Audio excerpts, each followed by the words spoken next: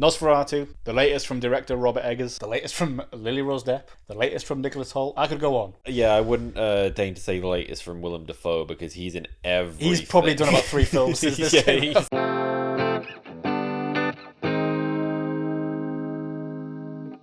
Hello, and welcome to HAZMAT, the only show whose New Year's resolution was to not make any more videos. So, we've already messed that up.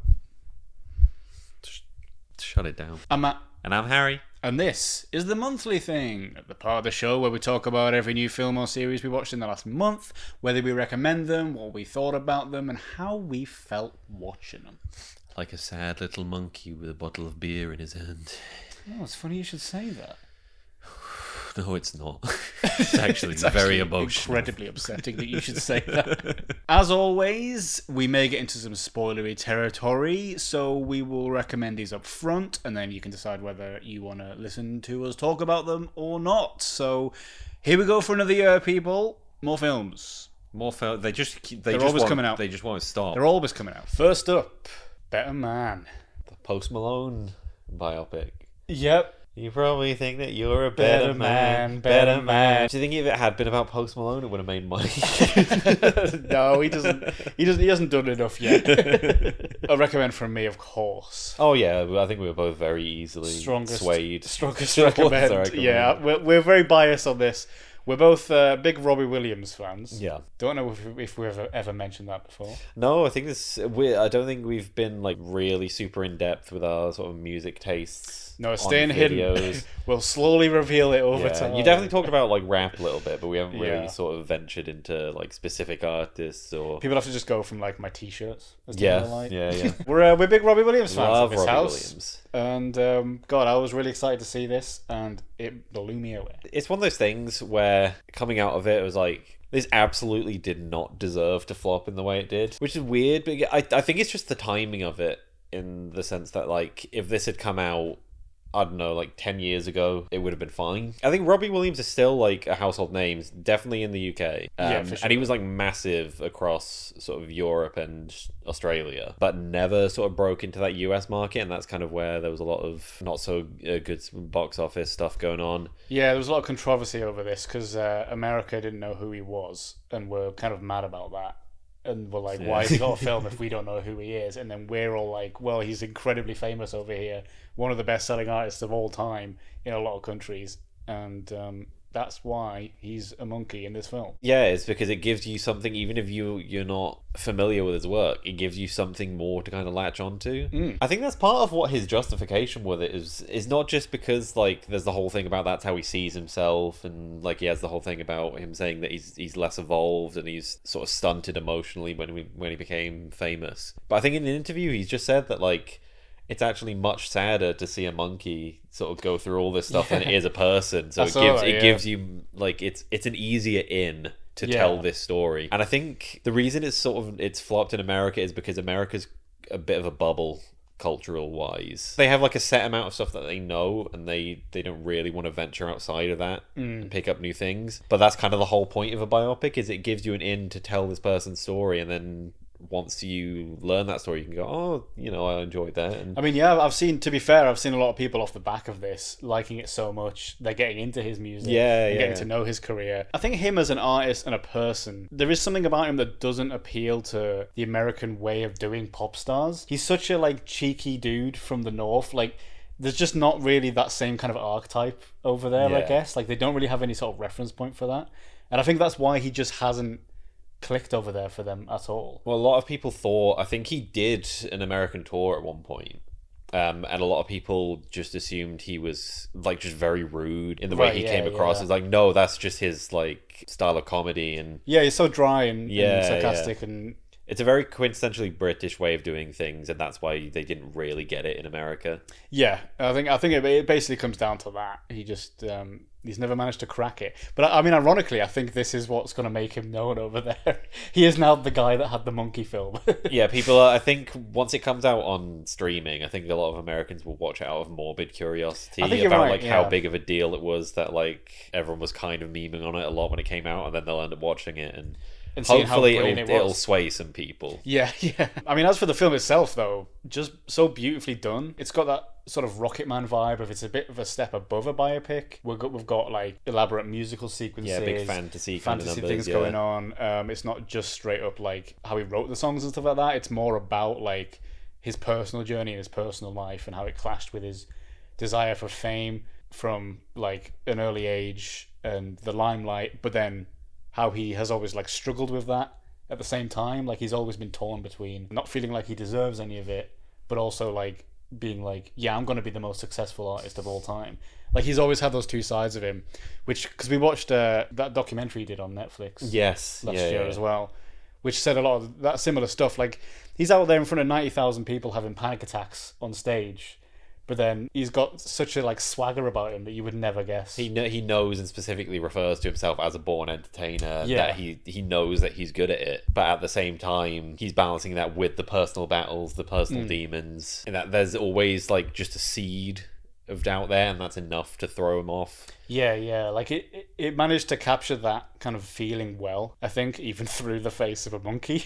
Because his career is like, it kind of has all the cliches of people that biopics get made about. You know, he's like, he had the wanting to be a star from a young age, he made it against all odds, just a like working class dude. Then as he got famous, he got into drugs, alcohol, downfall, daddy issues. Like he ticks all the boxes of like all these classic superstars, but at no point in this film did it ever feel like it was cheesy or cliche or trying to be a sob story. I think because he is so self-aware as a guy, the film is quite self-aware as well. So they have John O'Davis playing him most of the speaking roles and just the physical performance that the CGI monkey is based around. I think like casting wise, just in this film, there's a lot of like really believable performances here, especially like it's one of those movies where for the most part I think you're not looking and seeing actors, you're seeing the people. Everyone's very absorbed in the role. Alison Steadman as his nan, who was a very important figure in his life, you know, the songs about her and stuff, kind of the emotional anchor of the film, the point he always would come back to no matter how famous he was. You know, the one person he could always be himself around. That added a lot of impact to the story, and her performance really shone through with that. We had Steve Pemberton as his dad, who was kind of the classic almost scumbag, but also just wanted to be famous himself more, and was kind of living vicariously through Robbie's newfound fame. The boys that played your boys were great as well. It's a very cleverly done sequence, the whole Regent Street when they do rock DJ and they go through the big musical number, and where you see sort of all the costume changes and the way their hair changes and the way they look, that they go through all these different sort of iconic looks that they've had through all their different music videos and take that. I love it. It was like a very like Hakuna Matata type of thing where they sort of grow up as part of the song. It's a good way. That's how they do the time jump. It's a good way to quickly do that without having to just do like 12 years later or whatever. And I love the way they use the songs for these like huge emotional moments in his life and how we pass through the story like that. My favorite was the Come Undone sequence, I think, where he's driving the car after getting kicked out. I mean, I'm biased because Come Undone is maybe my favorite Robbie Williams song ever. They just use his music so beautifully, and it almost recontextualizes a lot of these songs. It's sort of in the way that like a musical like We Will Rock You or Mamma Mia did. You know, you take an artist's songs and you put them around a story and you make... So it recontextualizes the lyrics. Even though those songs weren't written with that in mind, it sort of does, it has that vibe. That just shows off kind of his range of music as well, like the styles and the subjects that he's tackled over the years. He's not just this like crooner that does love songs all the time or all disco club bangers or whatever. He's got such a like, you clearly see that he wants to do all these styles, and it comes across well in the sort of eclectic sequences. I think it's given me like a new appreciation for some of them as well, especially like something like She's the One, which was never like my favorite Robbie song. I'd never like stick that on, but like I've had it in my head. The sequence that they use it for when he does is like his whirlwind romance with Nicole Appleton. That whole sequence is great. It's beautiful, and now you come back to it and you have that imagery in your head of like it all you have these playing out and new associations for the songs, and it just has that extra layer to it. They nailed it, man. They just nailed it. A lot of film noise on it. Did like a bit of grainy kind of effect. Yeah, they did, didn't they? Actually, kind of. I noticed. Two films I think that we watched this month. I noticed that on like It's a good technique to make it look older. It's clever for this one as well, I think, because it doesn't just give you that sense of like, oh, it's in the past, so we do the film grain thing to let you know it's like it's further in the past, but like it also helps hide any imperfections with the visual effects, which is a massive part of this film, is like he's on screen at all times. It definitely integrates him a lot more. So maybe like please take our recommendations in consideration. Let's actually turn this around and let's make this movie profitable. Let's do it, people. Let's bring it back out again. Everyone watch it on streaming when it comes out, and this is listen to Robbie Williams' music, man, because this is the start right here. This is the better man, better money movement that we're kicking off right now. And by the end of, I don't know, like halfway through the year, it's going to have turned around. It's going to be out of the red. Yeah, I need this to beat Avatar. Or slightly lower bar, Avatar 2. The Way of Water. Also, not only is this film about a better man, but it's also my best of the month. Let's go. I'm loving angels instead, and through it. Next up, a complete unknown, like a Rolling Stone. It's the other musical biopic. It's the other musical biopic. The other big one. Less of a box office bomb. Box office bob. Probably due in part to Mr. Chalamet, who bloody nailed this. Yeah, I think even like myself, who absolutely knows next to nothing about Bob Dylan, his music, his life, his works, anything about him, I can still sit there and I was completely enthralled with this movie. Yeah, it's just a great story. He's got such a good story. This is a recommend, we forgot to say there, but it is obviously a recommend. Yeah, obviously a recommend. I'm a fan of Bob Dylan. I'm a fan of kind of that 60s, 70s era generally, music-wise. But I only really started properly exploring his like discography like last year. And kind of going through it for the first time, so this film is very good timing.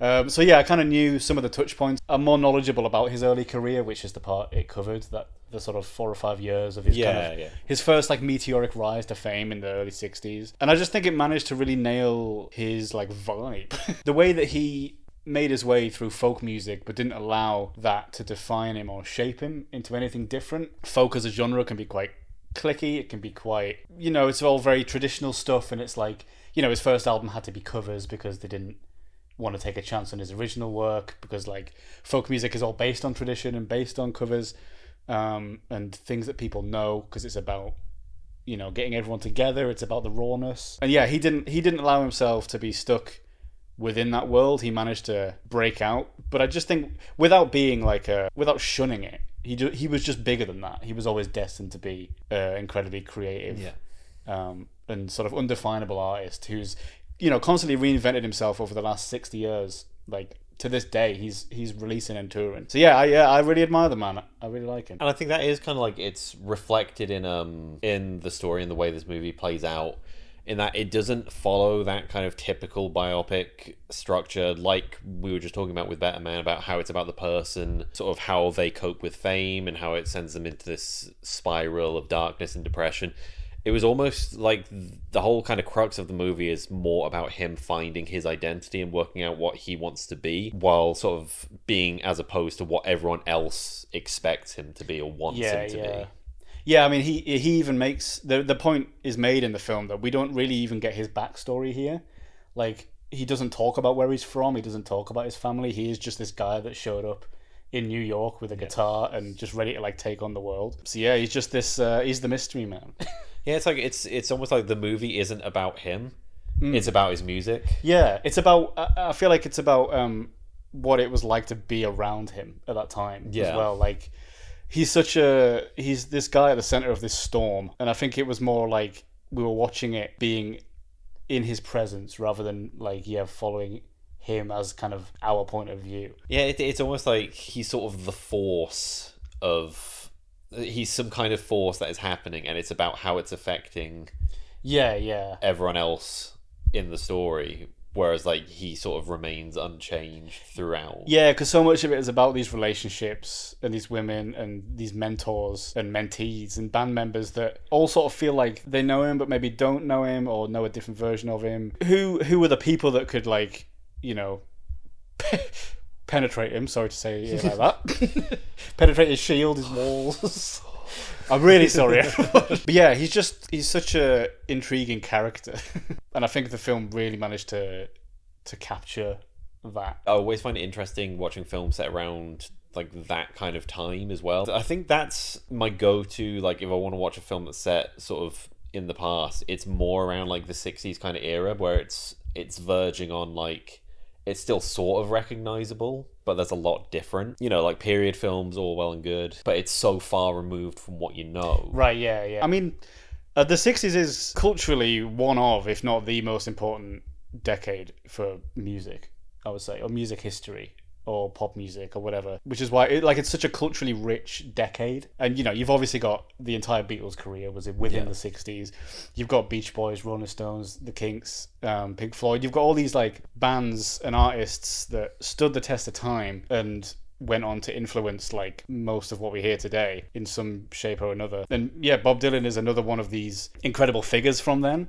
And so I think that's why I'm such a big fan of that era, is because, I don't know, there was something in the air, man. It seemed like every artist then was just inventing a new genre. Like, inventing a new, like, one of the main genres. Do you know what I mean? Yeah, we won the World Cup. Also. We won the World Unfortunately, Cup. the film ended in 65, otherwise we might have seen that. We might have seen Bob's reaction to Well, that. I've seen Bob Dylan scoring the fourth goal. Because he did. And lifting the World Cup for us. Hopefully that scene is in A Complete Unknown 2, like a Rolling Stone. Yeah. Which is what it'll be called. But yeah, I do think it is such a fascinating time to look back on, because just so much stuff was going on that went on to be some of the most important pop culture things ever. And I just think there's so much to pull from, which, I mean, that's why you get the Beatles story's been told 1,000 fucking times in books, media, whatever. But I don't think Bob's story has been told that much, despite him being such an important cultural figure.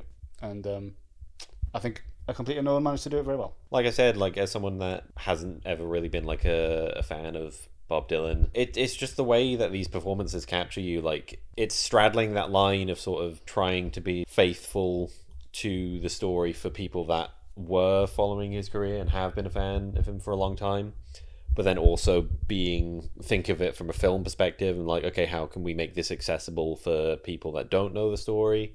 How can we get them in and invested? How can we get them to be interested and potentially sort of become fans in the future? Which I think I might go and sort of explore that discography. Yeah, do it, man. Because there's a lot of like modern like folk stuff I quite like, but yeah, I've never really gone back to sort of the time when it was at its peak. I mean, Freewheeling Bob Dylan has very fast become one of my favourite albums of all time, which is the first one he did of those original songs, which has, you know, Blowing in the Wind and Don't Think Twice, It's Alright, and the classics that were kind of played a lot through this film. And we should talk more about Timmy's performance here. Timothée Chalamet is one of those that every time he's cast in something, I'm like, it's not alright. That's not why right. Why have they done that? And then I go and see the film, and he fucking knocks it out the park every single time. I am now 100% on the Timmy train. Team Timmy. I'm here to stay. Whatever he's doing, I'm seated for. From now on. You have my full trust, Timothy. Yeah. He's proved himself time and time again. Yeah, just clearly a big fan of Dylan himself. Managed to capture his mannerisms and voice without it being like a parody. Like a caricature. Because he's a very parodyable person, you know, he's got a very specific speaking voice and singing voice and look to him. A similar vibe to Sebastian Stan in The Apprentice. Like, doing a character that so many people do an impression of. Yeah. It must be difficult to not, like, cross that line into that. Yeah. I think he managed to keep it subdued enough that it was, like, he kept that mysterious, like, coolness that he had around that time. And, yeah, man, I think he just managed to nail it. Some very good singing as well. Yeah. Very good vocals from him. Then we already knew that because he did Wonka. He did Wonka, of course. Wonka, so we know he can sing. We know he can sing. We know he's just a lovely little boy. He's a lovely little boy. He's not going to be a little boy forever. I think he will, actually. I think if anyone's going to be a little boy forever, not forever. Timothée Chalamet. Yeah, they should get him to play Peter Pan. yeah, they should. All around good time. Big fan of this film. Big fan of Bob Dylan. Big fan of Timothée Chalamet.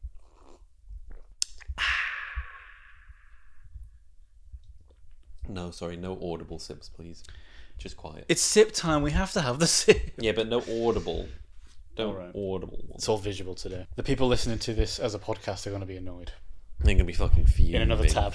In another tab in the background. They're like, how do I know when they're taking sips? Next up, Nosferatu. This is a yes Ferratu from me. Same, but I wouldn't word it like that because that's lame. I think that's lame. I don't think it doesn't work.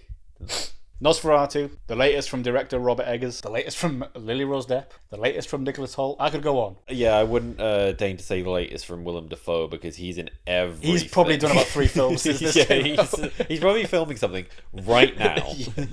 I enjoyed this. I thought this was a cool time. Yeah, it's just like a slow burn gothic horror kind of thing. Yeah, I'm a fan of Robert Eggers. I've only seen The Lighthouse out of his films so far. I think I've just seen The Witch. Yeah, but from what I've seen, I am a fan of his work. I like his style. He's carving out this kind of specific niche of gothic period horror stuff. And I think he's very good at just capturing such a specific kind of vibe of these times. You know, whether it's a realistic depiction or not, it manages to capture something and keep it like consistent through the film, you know? Yeah, he's very good at that very like moody, dark, almost depressing and like oppressive kind of atmosphere that it just never goes away. Yeah. At any point. Yeah, there's just this like fog over all of it. He's also great at making it visually interesting without it being colourful. Yes, well. Yeah. I think he balances that it's very so well. Blue for a lot of it. Yeah, like blues, greys, blacks. I loved like the candlelit scenes as well, which I believe were genuinely lit by candles. Yeah, I think they just filmed with candles. So I think just stuff like that, just kind of this naturalism, I suppose, to some of these shots, just make them interesting. The shots kind of speak for themselves and the environment speak for themselves. I didn't know a lot about the Nosferatu lore going in. I think there was a whole sort of plagiarism scandal when it was first conceived about it taking too much from Dracula. Yeah, it's kind of based on Dracula or something. I think there was a thing about art imitating life, about Nosferatu being this whole kind of plague that works its way into somewhere and takes over. The original film was actually, it couldn't be released anywhere because of this plagiarism issue, apart from when it ended up working its way into, I think it got a US release. They were able to show it there because they didn't have the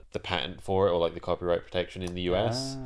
So it almost became, the release of it was just this sort of underlying kind of infection thing. Oh, we crept our way in. Snuck its way in. And now we're part of pop culture forever. How ironic. I didn't know much about it either, to be honest. I hadn't seen the 20s original, or has there been another one since then? Yeah, I think there was, because it was German cinema, the first one, wasn't it? Yeah. I think it was, and then I think there's one sort of in the middle that's 60s or 7 or something. Yeah, Bob Dylan watched it maybe. Yeah, Bob Dylan probably saw that one. Yeah. I wonder if he saw the new one. I don't know. It said it's not as good as the one I saw. It's not as good as the one about me. I should have put more vampires in my film. Yeah, you watched Nosferatu, I wish mine looked like this. What the hell? But then again, speaking about characters just embodying the role and sinking into it, we both came out of this and was that wasn't fucking Bill Skarsgård. How on earth was that Bill Skarsgård? That was not him. There's nothing like him. I think this is a fraudulent credit. It's one of those bizarre things where he's done other roles where he has these such bizarre and unique looks to him and heavy prosthetics, obviously with the Pennywise role. He's got such a unique look to him and it's such a visually interesting character design, but you can still tell behind it that it's Bill Skarsgård. Yeah, it's definitely in the eyes are very recognizable on him, but not in the just the makeup and costume prosthetics department was just on something. Yeah, absolutely excellent stuff. With that. I mean, the only time I glimpsed Bill was right at the end when basically the sunlight is on him and you can kind of can fully see it, and I sort of saw in his eyes and the shape of his brow and stuff. But yeah, other than that, it was I was when's Bill showing up? Because I've seen him.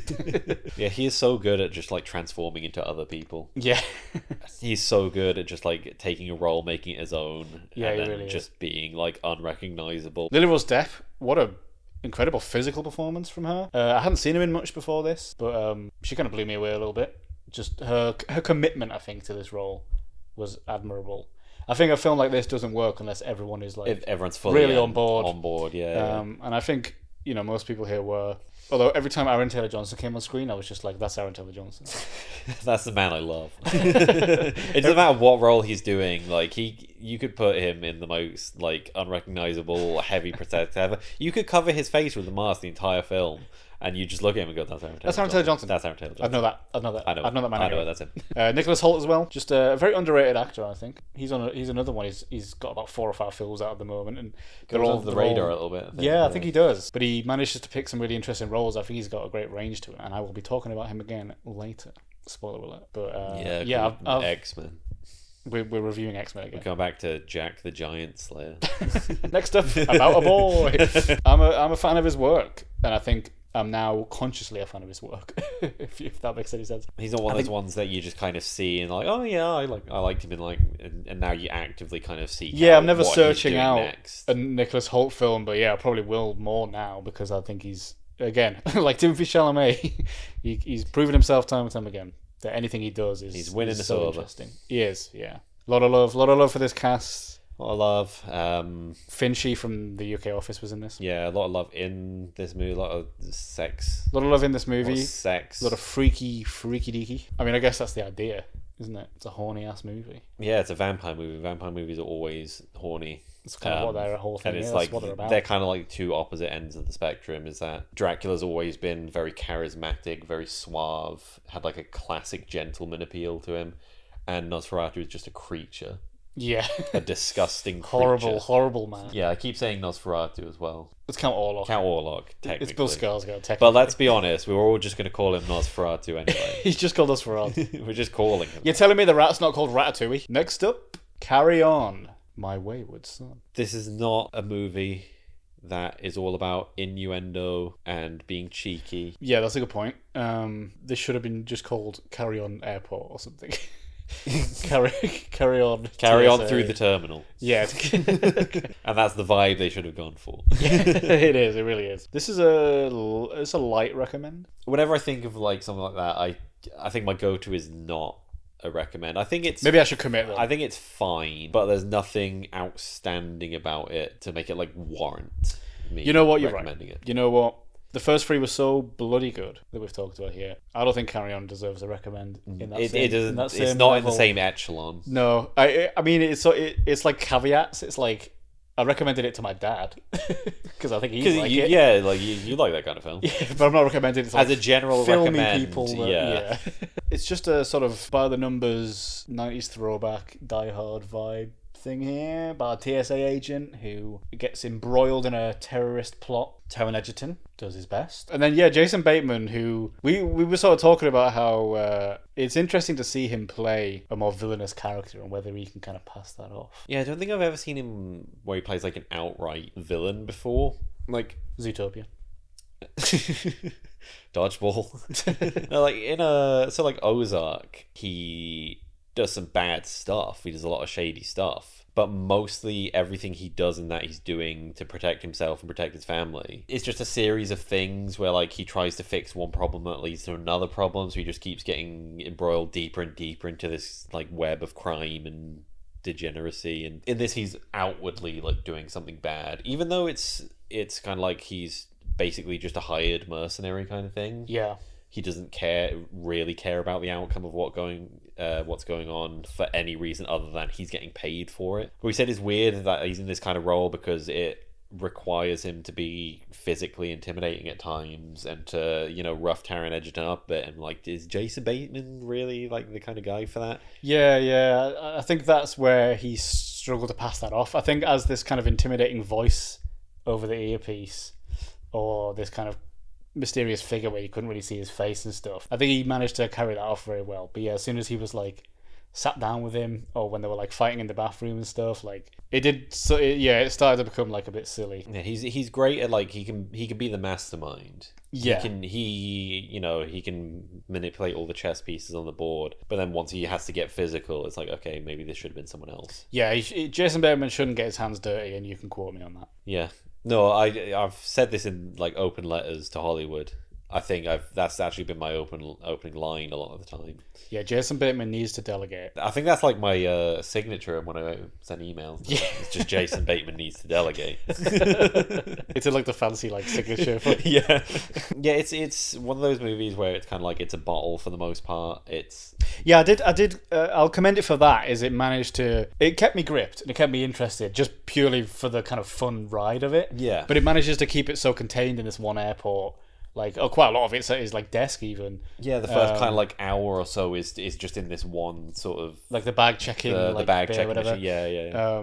And I think I'll commend it for that. I think it managed to keep us gripped despite the limited like setting. You know, I think Taron Egerton can possibly kind of get us on board with connecting with this character and seeing the struggle that they're going through and having to choose between sort of doing what's right and taking a risk and doing what he can to protect like his loved ones. Yes, it's the trolley problem.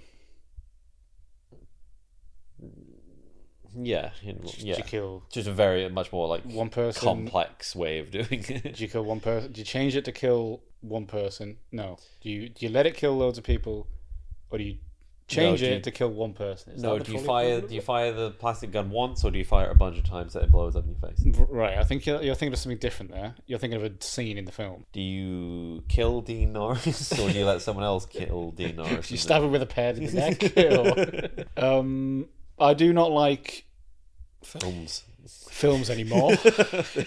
This film has actually destroyed my love of cinema. I'm so jaded. I can't do this anymore. I can't carry on. That's a good one.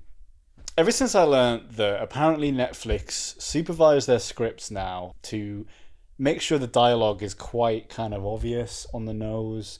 It's more tell, not show, so that people watching Netflix and sitting on their phones can still follow along without having to rewind every 3 seconds. I've started noticing that. Yeah. Now that I know that, I hate that I know that now.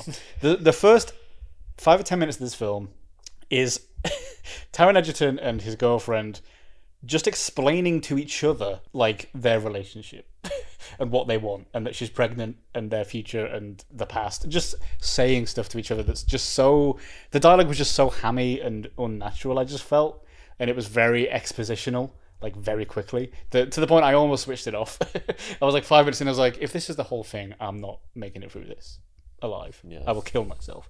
I didn't go that far. Well, they have like a weird visual thing going on with Netflix as well. I always feel that every time I watch a Netflix original movie, it's too clean. Yeah, it's very sort of pristine and like it's very the Netflix like look. it's very like HD, like it's steady camera. They don't really do anything interesting with the shots, and even like the sets and everything. You never see weathered looking environments to make it look like it's like an old house or.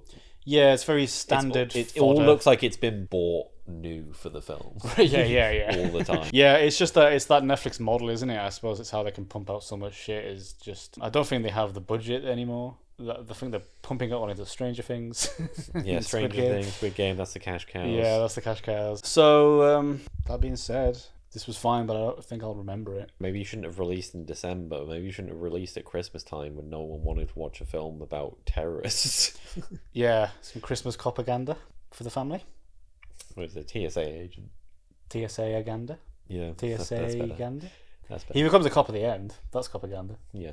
Then the whole thing is talking about how cops are better than TSA agents, actually. Yeah. Actually, that's a massive point in the film. Actually, you I've know just what? realised, yeah. Is that they the whole time stress that being a cop is a way better role in life than being a TSA agent. They say that quite a lot. Taron, you've let me down. Taron. Next up, We Live in Time.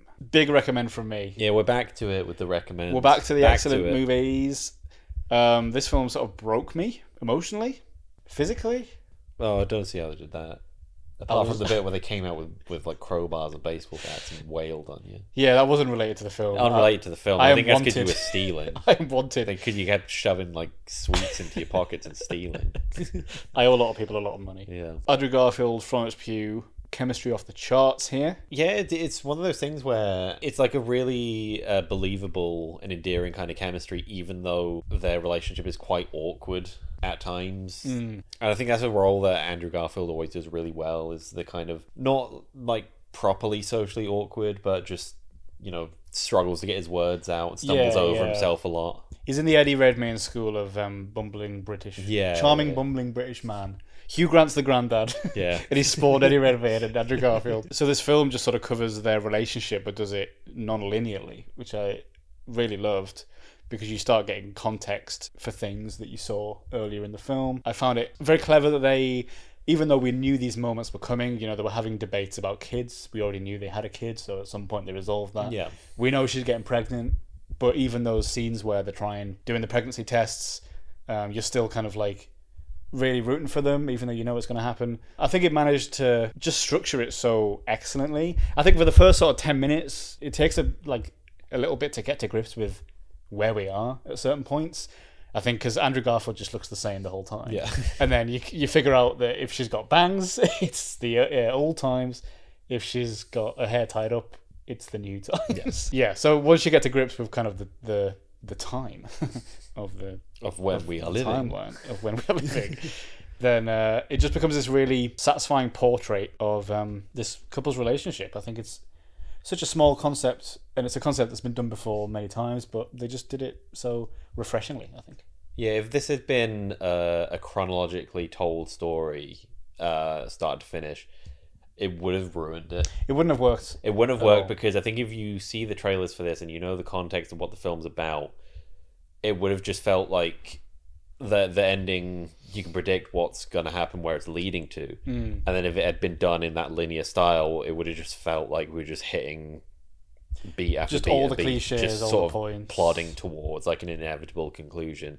So by breaking it up and sort of switching around a bit, it just keeps you more invested. Yeah, exactly. It's more engaging, and keeps the concept fresh and interesting, despite it being like such a typical story, I guess. It very much pushes the message of don't waste your time on what's already happened or looking towards what could happen, and just use your time that you have in the moment to do what you want in the moment and to know what you want to achieve, like in the now. It's about living in the now and doing everything you want and not having to worry about like how that's going to affect the future, because in a situation like Florence Pugh's character goes through, she has that conversation of, do I go through this process that might not even work? Do I want to spend all this time absolutely miserable and suffering, or do I want to live it out to the absolute fullest so that we have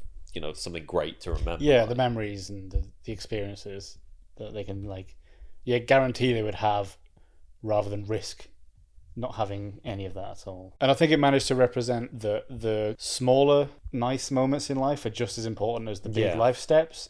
There's obviously, they go for all the main stuff, the engagement, the baby, meeting the parents. There's all the classic steps, but there's also in between, there's all these little bits of banter. There's these funny bits in these stressful situations. Just that their sort of chemistry on screen really sold these seemingly insignificant moments. And I guess that's sort of what it was about, is it just life is made up of a lot of these beautiful little things, and you have to make sure you savor them, make sure you remember them, and don't let it pass you by. Yeah, don't worry about things going wrong, because inevitably things are going to go wrong. You just have to kind of live with it. I mean, that's the whole sort of sequence where she has the baby, I think, is my favourite part in that whole film. That was incredible, honestly. The entire, where they do it in the petrol station. Yeah. Just incredible. Also, Kerry Godliman jump scare. Kerry Godliman just shows up and is there. For that scene. They did that fantastically. And I think the film, because we're seeing such an intimate picture of these two, the camera work on this felt like that as well. We were very in the action. It was almost, it was like handheld at certain points. So I think the direction on this was beautiful as well. Yeah. And it just confirms what we all knew already. If you ever need anyone to be sad on screen, Andrew Garfield. Garfield's your man. Give Andrew Garfield a call. Whenever you see glassy-eyed, verge of tears Andrew Garfield, it's over. It's over. It's over for you. You're cooked. Everyone else is cooked. Everyone else has to put the fries in the bag. Andrew Garfield's here to cry his way into your heart. Next up, Wallace and Gromit. Vengeance most foul. Which we were unsure as to whether this categorized as a movie or not, but it's up for an Oscar, so... Counts. It officially counts. I guess TV movie, which the lines are getting blurred because of streaming anyway. So it's like the definitions are like, muddy doesn't this now. have the Netflix logo at the start? I think it is like a Netflix. I think Netflix distributed it, yeah. But I mean, obviously, in the UK, for once, we got this before everyone else. Because Wallace and Gromit is a British institution. It's our thing. So we got it on Christmas Day. Yeah, you keep your telly. dirty mitts. Yeah. And then Netflix got it like a few days after, I think, or New Year or whatever. So yeah, for once, we got something ahead of America. And why it's another recommend? It is another recommend, absolutely. Wallace and Gromit's a classic, man. I don't know if they could put a foot wrong, really. Yeah, and it's a return to. I know we argued about it. We both had differing opinions about the Chicken Run sequel they did. Don't get me started. I loved it. But I feel like they just can't do Wallace and Gromit wrong. Yeah. Even some of the less memorable, like, I probably wouldn't be able to tell you that much about A Matter of Life and Death. I haven't watched it as many times, but I still feel like it's good. Yeah, I mean, I think, that's probably the one I've watched the least as well. I mean, it's already, you think of it as one of the newer ones, it's probably already like 12 years old or something. Like that. It came out a long time ago. Yeah, I agree. I don't think there's an outright bad Wallace and Gromit episode or film or whatever you want to call them out there. And this just adds another classic to the pile, and it's something I don't think they've done before, which is a sequel to an earlier one. Yeah, they haven't sort of brought back an antagonist. Yeah, which for some reason they just brought a random chicken into this one. Yeah, I wasn't sure what they were doing with that. What was about that? And then like a nun for some reason at one point. Yeah, I don't know what was going on there. Really odd for very bizarre choices. Them. But then the man himself, Feathers McGraw, appeared out of nowhere. Out of nowhere. Not man, is he? The man himself. Not a man. The penguin himself. There you go. Thank you. Just wow. I mean, how do they make a plasticine penguin look so evil? It's the eyes. It's the beady little eyes. The cold, dead, soulless eyes that are always up to no good. The animation on Wallace and Gromit is obviously, it's always been revolutionary and some of the best stop motion there is. The way they can capture expressions on.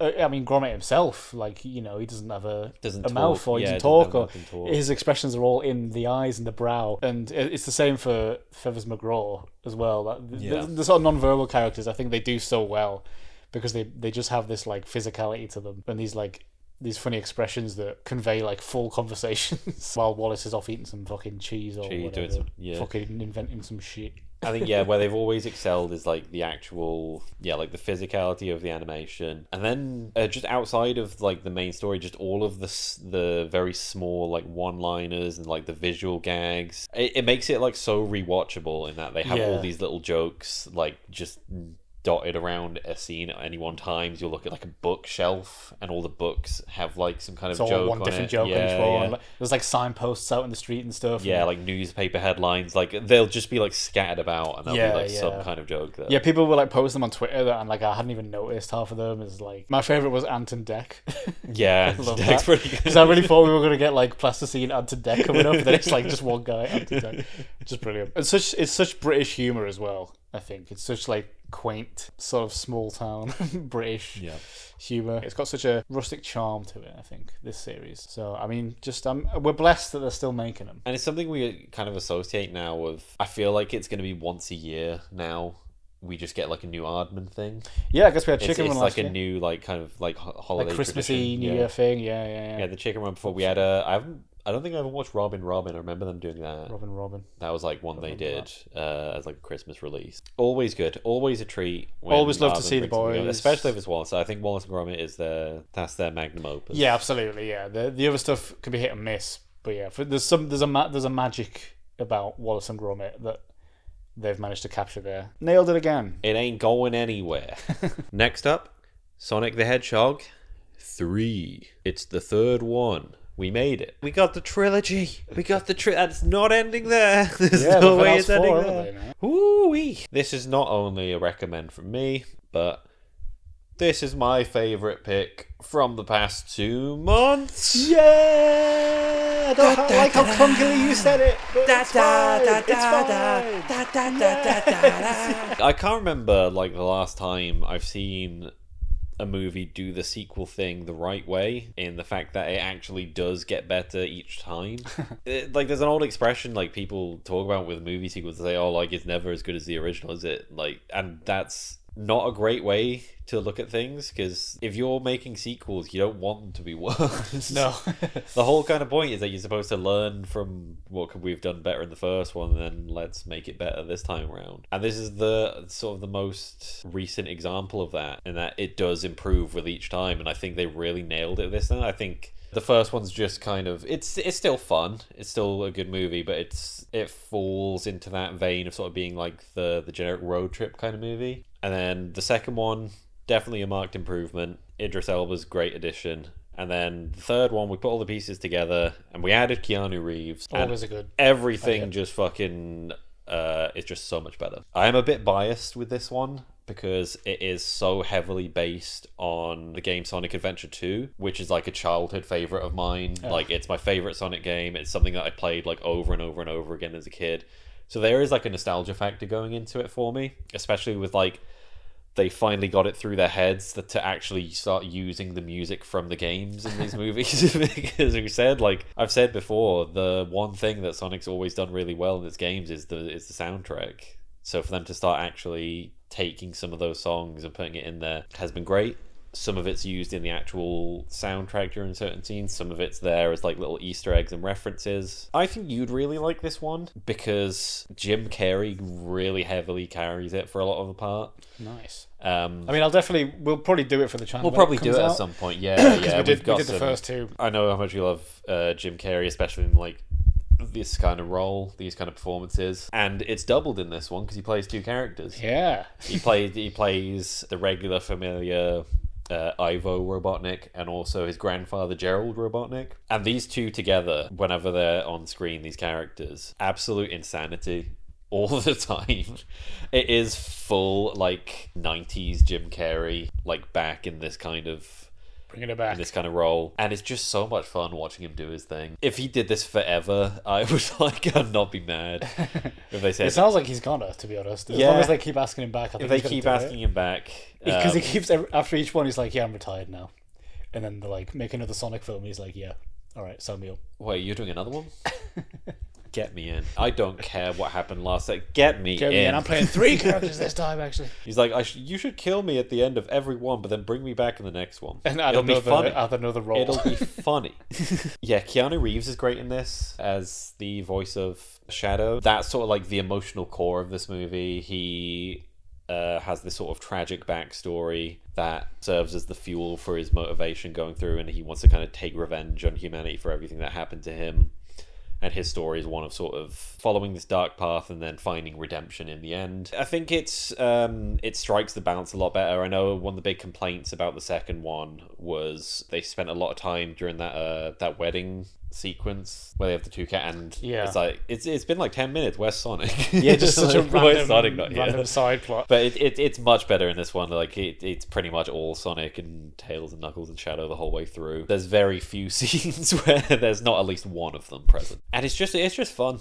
It's just another fun time. I'd gladly watch this again and again and again. I think they've got so much material to work with. Outside of the video games, they've got like the comics and all these different shows to work from. And so at the end of every movie, you can kind of just introduce a new character as like a tease for the next one, and you can just keep doing that indefinitely. Endless supply. They've cracked the Hollywood code of like, we can just keep doing this forever and making money. So yeah. Big thumbs up to Sonic 3, like the little guy that could, the little blue guy that could. This franchise has kind of been the main sort of turnaround on video game movies, I think. We're on the uptick. Yeah, if you ask people about like what's a good modern video game adaptation, I think this would be the first response that a lot of people would give you. And as long as they continue doing what they've been doing, only good things in the future. Next up, Mufasa, the Lion King. I think they did stylize it like that. Weird to do it that way around. Yeah, weirdly that they put Da instead of the... really didn't fit the vibe. I'd say while being a marked improvement on 2018's remake of The Lion King, it's not a recommend from me. There's still a lot of work that needs to be done in order to get these movies to a standard where I could recommend them. And it doesn't help that the Disney machine is pushing this agenda, trying to tweet and tell everyone that this is like the #1 movie in the world right now, and then everyone Fucking bodying them in the community note saying, no, you're lying. Sonic 3 is still outselling you. Just straight up lies. You're just lying to us, Disney. To cover up your shame. I mean, when do they not? Your shame. Yeah, there's a lot of weird stuff going on behind the scenes with this. There's some returning cast members from the 2018 one, both Donald Glover and Beyonce reprise their roles as Simba and Nala for all of about 5 minutes of screen time. They're sort of there to introduce the story and then there at the end, and not at all throughout the rest of it. Notably absent, John Oliver's not back in this one. He was the voice of Zazu in the 2018 one, and Zazu does come back in this one, but it's a different person voicing him. I think because quite famously, John Oliver is a very outspoken individual, especially in terms of like politics, and he said some stuff that Disney wasn't particularly happy with, and did not ask him back. Wow. I think he's just been like quite critical of the Disney machine at times, which, you know, full right to be. And if he doesn't come back, he doesn't come back. But like, I don't think he's going to be losing any sleep over it. No. If you're not bowing to the Disney overlords, you can kiss your check goodbye. It's over. That's my email signature. That's what I've started. That's what I've started telling people. I'm getting behind the Disney machine now, so that they can't punish me later on. We love you, Disney. Yeah, there is some stuff here that is done better. Specific, I don't know whether it's like the actual animation style or the models they've used, the way they've animated these creatures. There is slightly more of a hint of expression there. I think it is a bit easier to tell sort of what the emotion is, what the vibe is for each scene. There is a little bit more there, but it's still not quite right. It's very uncanny still. I remember that being a big issue with the first one, is that it's just neutral the whole way.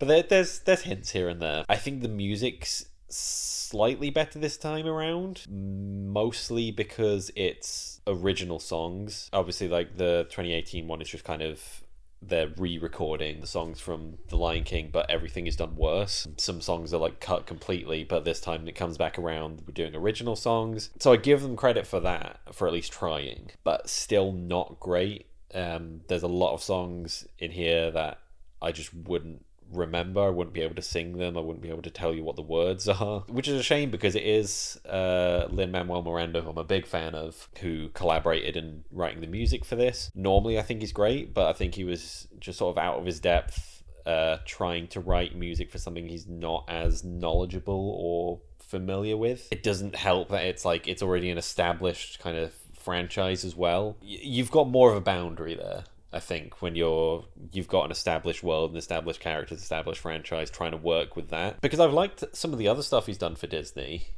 He did the music for the first Moana, and I think that's pretty good. I think he worked on the music for Encanto as well, and that's got a really good soundtrack. It just doesn't pay off here. I think it is because it's all centered around that kind of like that African culture, and it's not something that's not like a culture that he's from, and everything always like comes better if you're writing about what you know, and he just doesn't know this. He's trying his best. He's never seen a lion before. He's never seen a lion. I doubt he's seen a king. They don't have kings, they have presidents over there. So, and even when you come to England, it's not like he's just out and about, is it? No, I've never seen the king.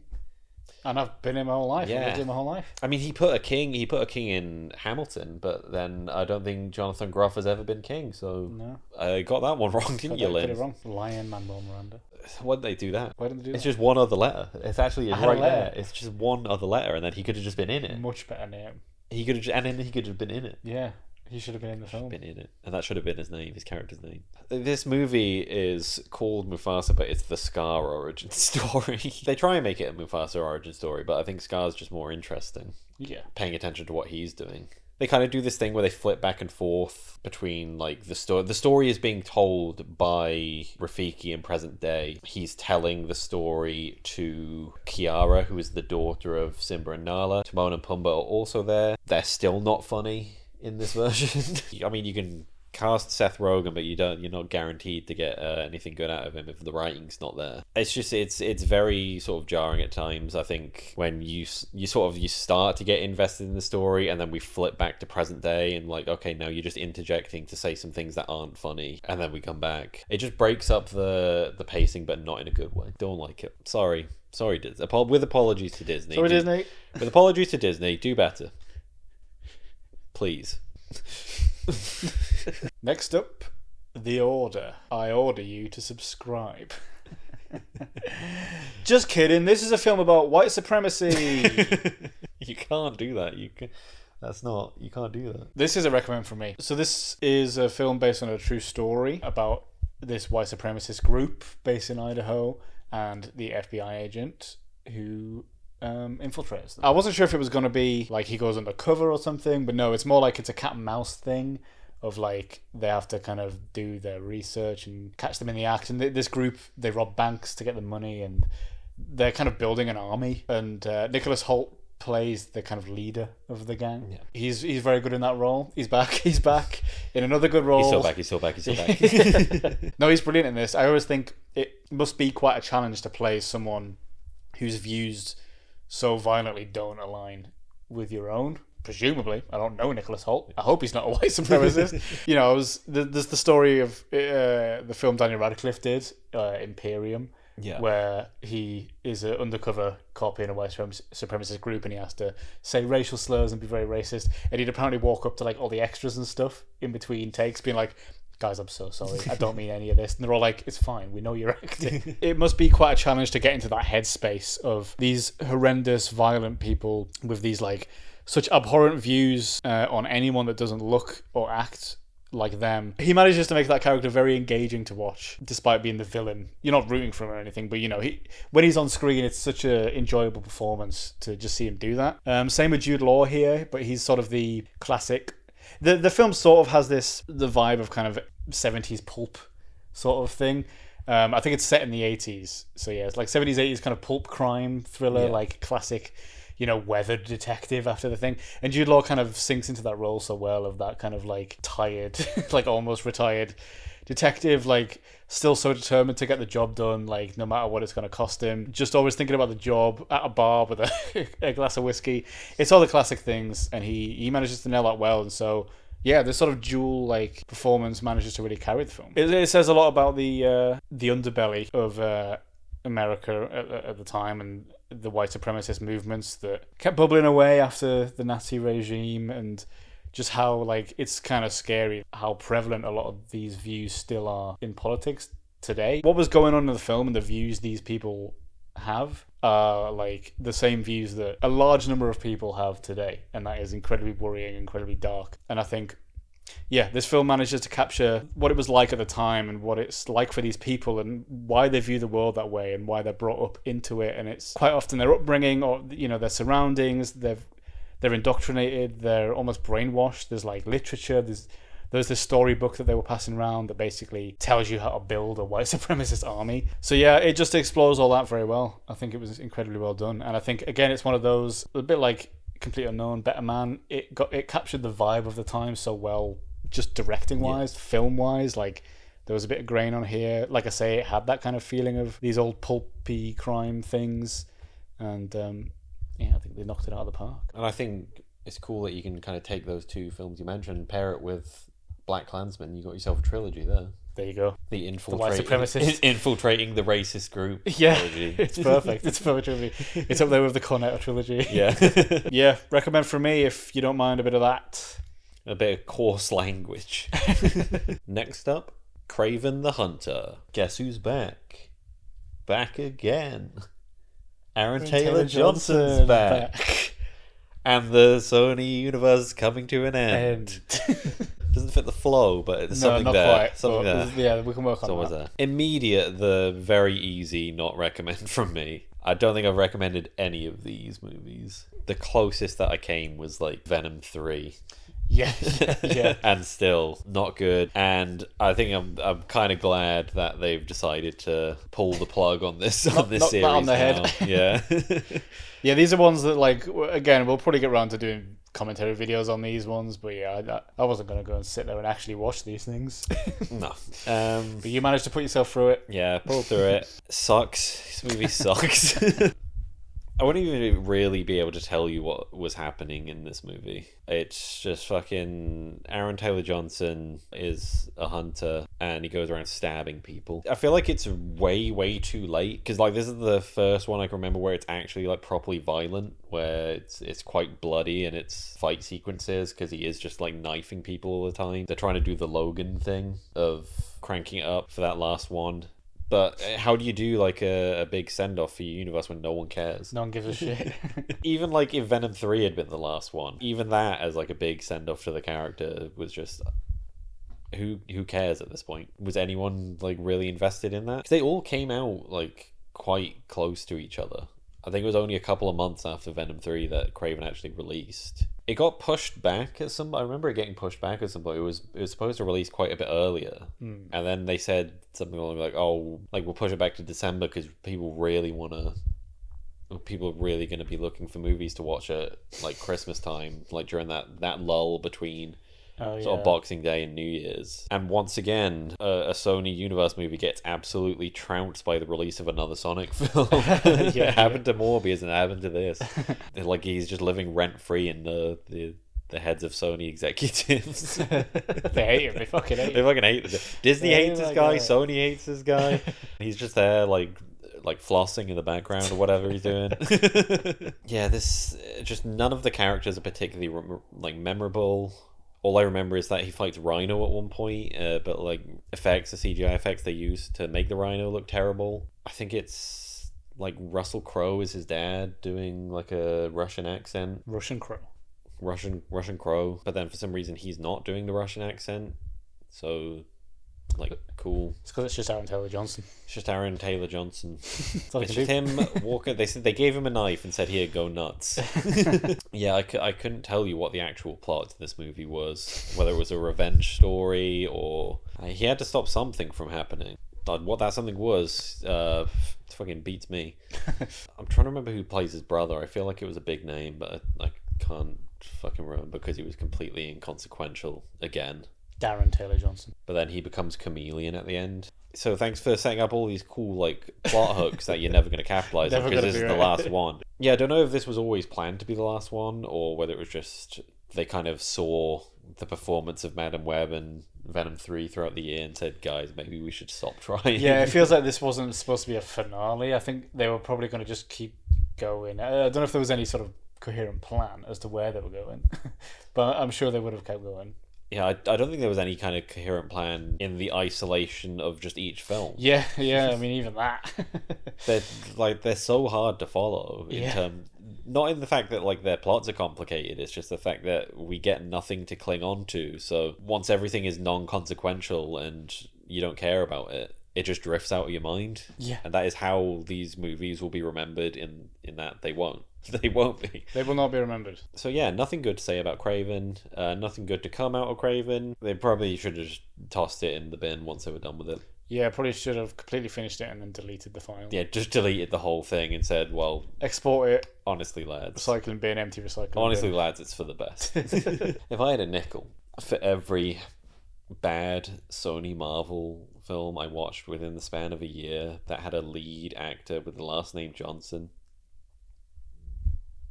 I would have 2 nickels, which doesn't seem a lot, but it's weird that it happened twice. Next up, Vermiglio. Yes, this is a recommend from me. This is a beautiful Italian film. It's set against the backdrops of the Italian Alps during wartime, 1944-45, so as the war was kind of finishing. And it's over 4 seasons of this family's life in this village. And it just explores kind of the personal relationships between them. There's a lot of siblings, and it's quite a patriarchal family. The dad is obviously, at that time, that's kind of how it was. The dad was the breadwinner, and the mum just kept popping out kids. Like the nuclear family kind of structure. Yeah. But with 8 to 10 kids instead of 2. Yeah, and just very high up and isolated in these mountains, just hearing about the war through letters and the sons that went off to fight and stuff. But yeah, basically the plot is one of the sons comes back with another soldier from Sicily who is going to be hiding out with them until the war ends, and then falls in love with the oldest sister, and then it's kind of their relationship blossoms throughout the film. But I mean, it's not very plot driven at all. It's a very character driven film, and like I say, it's set across just a year of this family's lives, and during that time the war ends, and kind of how life changes. There's the sort of dark winter, and then spring and summer arrives, and they start to, hope is back, the war's over. Apparently the director it's apparently based on her kind of family history, I think. I don't know how true any of it is, but when I went to see this, the screening had a clip of her beforehand saying like, hey everyone, like, hope you enjoy the film, just like, it's kind of based on my family life, and it's really special to me. So yeah, it had that kind of extra layer of enjoyment for me as well, having seen that. It's always nice when a director's really put their all into something and really cares about it, and it's a passion project. Yeah, fantastic. Again, another one that is a new film but looks like it could have been released in the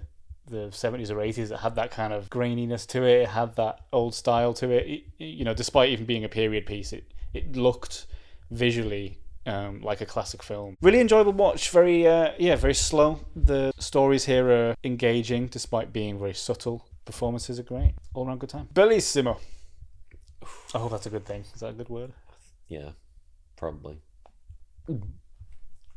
Next up, Lord of the Rings, War of the Rohirrim. Off the bat, this is a recommend from me. Again, probably another biased kind of view, but just because I love this world, and I love being in this world and experiencing it. And this was just like a unique kind of take on it. This is an anime film based on characters from the works of from Tolkien and Middle-earth. I don't think it does anything groundbreaking in terms of its plot or its characters. It is just a story about Hera, who's a young woman who is the daughter of Helm Hammerhand, who is the king of Rohan at the time. I think it's set about roughly 200 years or so before the story we're familiar with. And her story sort of begins with her being proposed to by Wolf, who is from a neighbouring sort of clan within the kingdom.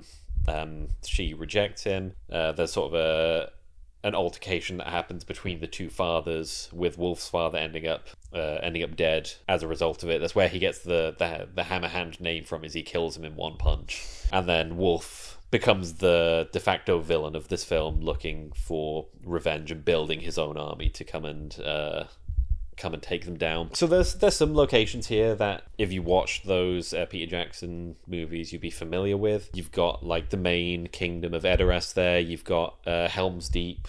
A lot of it takes place in that, specifically in like the later acts. But it's just cool to see those, because it very much takes inspiration visually from those Peter Jackson movies. It's cool to see how they've recreated them in this different style, to see something that is like both so familiar but completely different at the same time, and how those two things blend together. And it really works, I think. It's just something like you're experiencing something again, but experiencing something completely new at the same time. It perfectly walks that line between sort of, I know this, and this is something new that you're telling me. It's the benefit of working with Tolkien's lore, is that there's fucking so much of it. There's like thousands and thousands of years to work with, that you don't have to worry about really accidentally screwing things up in the timeline, because you can set it far enough apart that you can set it far enough apart that it doesn't cross over and ruin things. It's just a fun revisit to somewhere that I just love being. I just love seeing this cinema world and the creatures here. Yeah.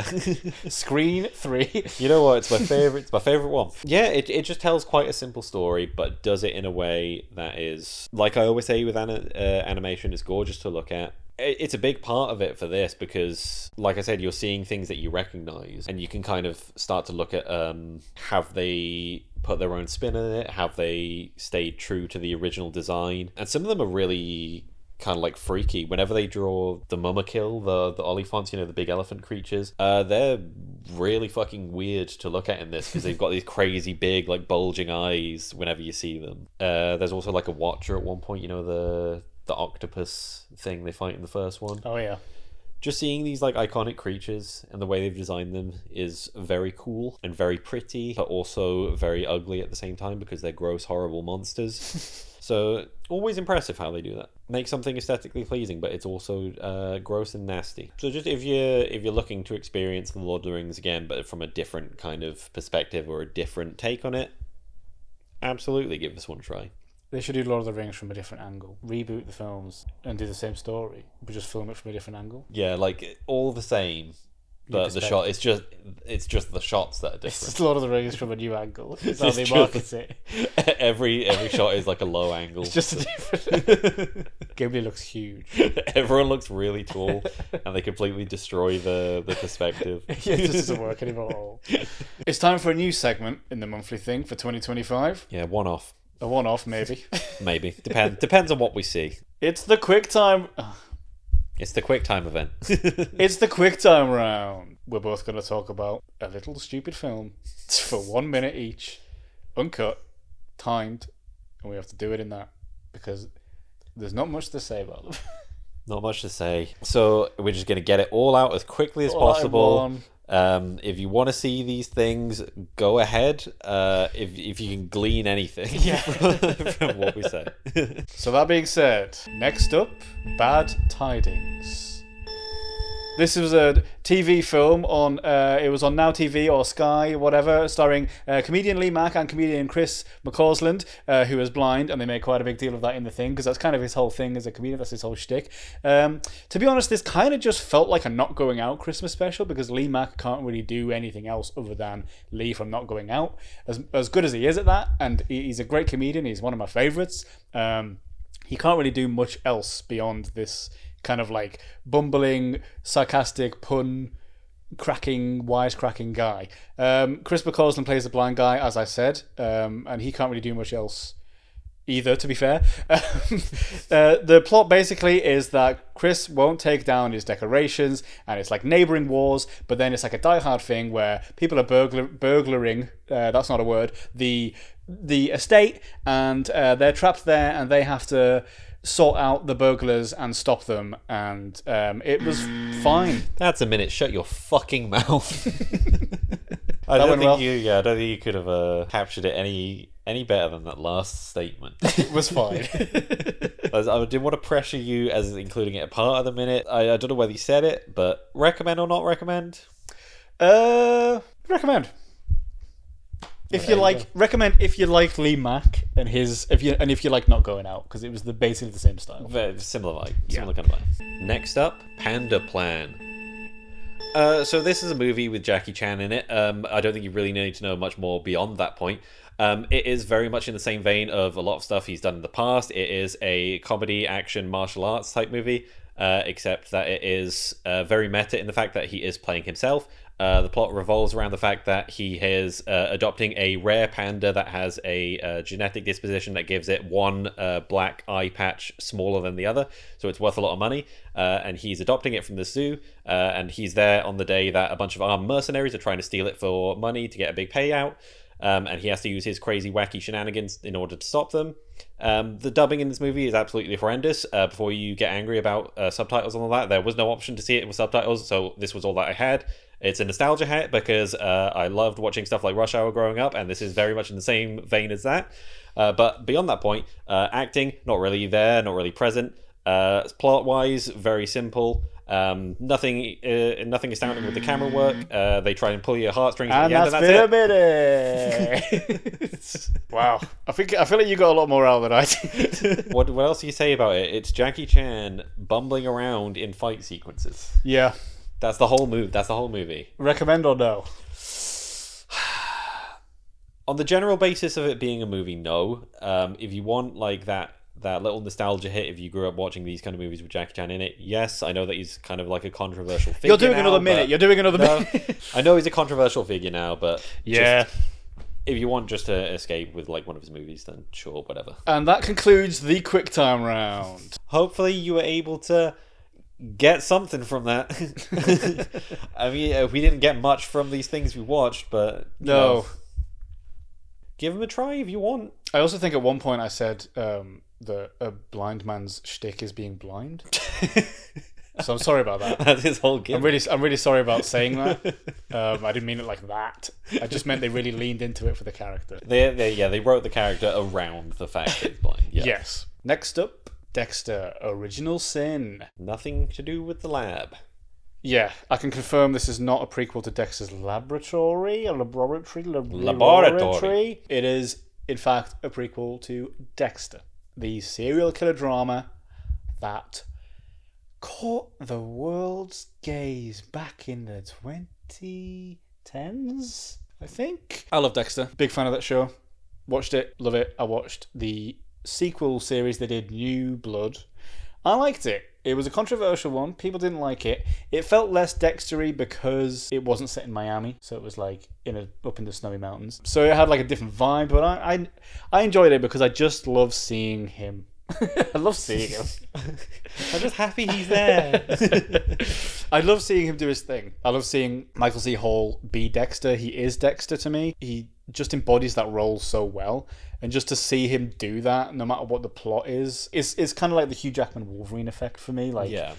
Just seeing that character, it doesn't really matter if the situation's good or interesting or like if the series itself is good. It's always just that element of it is enjoyable. So Dexter Original Sin, that being said, is a younger version of Dexter. So we've got a new actor here. We've got Patrick Gibson playing young Dexter here. Kind of, I think he's about 20-ish in this. Because the main show covered quite a bit of his teen years anyway in flashbacks. So we're kind of doing, as he joins the Miami Met and kind of starts his career as a forensic analyst. And honestly, he's doing a fantastic job. Like, even though I just said Michael C. Hall is absolutely Dexter, and I stand by that, Patrick Gibson he's captured the mannerisms and the vibe. Again, it's like Timothée Chalamet doing Bob Dylan. Yeah. It's like Sebastian Stan doing Donald Trump. They capture the vibe more than the actual, like, not doing an impression of him. He's got the mannerisms. He's got kind of the voice patterns down. The same goes for a lot of the characters in here. There's a lot of young versions of all the detectives we know from the main show. There's Deborah, Dexter's sister. And to be honest, I was skeptical about even the point of doing a prequel.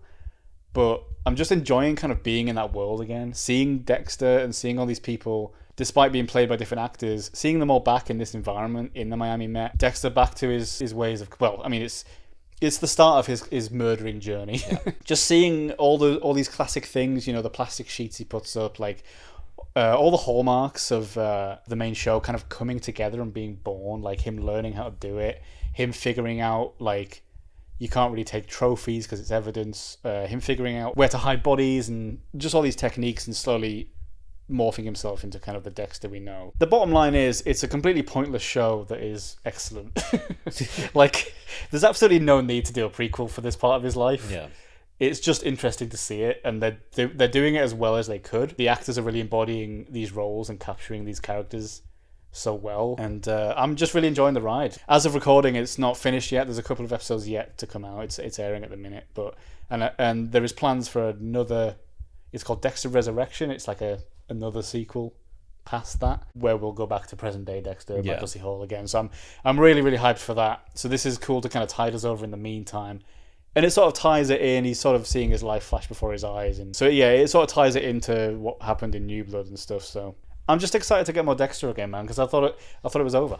I thought New Blood finished it seemingly very conclusively, but they decided to bring it back, and I'm glad. I never knew it was in Florida either. Yeah, that explains so much. Average Florida man behavior. Dexter is Florida man. Oh my god, I just put two and two together. And last up, Squid Game Season 2. Wow. Wowee. Recommend from me. Easy recommend from me. Oh, I don't think I'd ever get tired. If they did this forever, which they're not going to, but I don't think I'd ever get tired. It's not the sort of series that has that kind of longevity to it, but what we're going to get, I think I'm so grateful for. Again, this is like the Dexter thing. It's just cool to see them back in the games and stuff again. Yeah, I really love Season 2, and I didn't know there was going to be a Season 3. I thought this was it. So I went through the whole thing thinking this was the last time we'd see Squid Game. And then just hit a cliffhanger ending and be like, oh. And I was like, oh. It's over. Immediately Googling, like, when's Season 3 coming out? It's like, yeah, it's confirmed, it's filmed, it's coming. I was like, oh, thank God. There's something about the aesthetic of this show that's crazy. Like, all the pastel colours and sort of the way it contrasts with the actual scenario they're in. It doesn't like make light of it, but it makes it more digestible, I think. Absolutely. If this had been like kind of thing where it's very like grindhouse and all dark and dreary and grimy, it doesn't hit the same. I feel like the substance of the show, like the whole death game thing, just means more because it's kind of it's reflective of that kind of like that corrupting nature. Corruption is like a massive theme that is like present throughout this series, and so we have like all the childlike imagery, which is corrupted by the fact that we're contrasting it with like all the death and violence, and it's all driven like character-wise. It's all driven by this like monetary factor and like how far people will go in order to achieve that and change things for themselves, and we see just how like quickly people will just devolve into absolute chaos when it's put in front of them. Yeah, there's always that risk when you do a show like that is so critical of capitalism and, you know, the 1% and the ruling class. I was scared that to do more seasons of it would be milking it and kind of become this weird ironic, like, you know, it becomes what it's parodying. Yeah. But no, I think they're really staying true to the theme and the underlying message of the series in this one, I think, and they managed to draw us back into the world of these games. And you know, even after it's been like 2 or 3 years since the last series, like it's been a little while. I feel like it was somewhere around like pandemic era. I think the first it was, wasn't it? Yeah, the first one kind of released. As soon as I saw the main character's face again, I was like, we're back in. I'm back in for the ride. Right here. Yeah, like some really good new additions, I think, cast wise. One in particular who kind of carries the whole season. Thanos. Oh, we love my Thanos. Boy. We love Thanos the Rapper. We love Thanos the Rapper. He just brings such like a charm to it. I mean, the whole series is quite heavy at times with its emotional core and like the way deaths weigh on these characters. So to have someone who breaks that up a little bit and takes the whole thing as a bit of a joke and is constantly having fun with it, it just gives you like something different to sort of to wash the palate. Yeah, it breaks up the tension a little bit. I always just loved like seeing the scenes with him, like despite him being like a bit of a bully and a bit of a like not evil, but you know, like I say, his character was not taking it as seriously. Didn't seem to be really mentally affected by like people dying around him. I mean, he was high as fuck for most of it, so that's probably what it was. But yeah, there was just something about his scenes that really added this levity to an otherwise like very dark, you know, plot and some sort of very violent scenes. And yeah, I think it again.